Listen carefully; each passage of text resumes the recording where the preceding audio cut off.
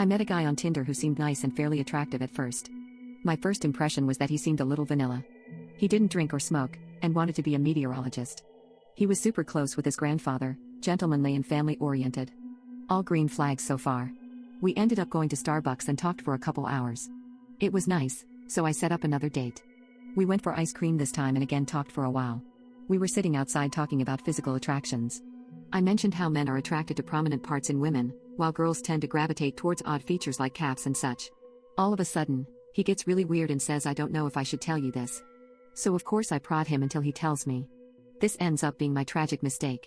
First, he confesses to having a foot fetish. Whatever. That's not super strange.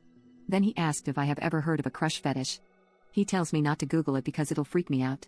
There are 2 levels of a crush fetish. Level 1 involves becoming aroused watching someone crush invertebrate animals under their feet, like bugs. Level 2 involves watching someone crush vertebrate animals like bunnies or kittens. WTF. Excuse me? Instantly, something he'd said on our previous date popped into my head. We had a conversation on the first date about how I had been getting a lot more bugs in my room that summer and so I'd been squishing bugs all day. I brought up this conversation from the last date and he confessed that it really got him going. Trying not to throw up, I smiled and continued on. What kind of shoes do you typically wear? Oh, well right now I have my moccasins on. Do you mind if I smell them?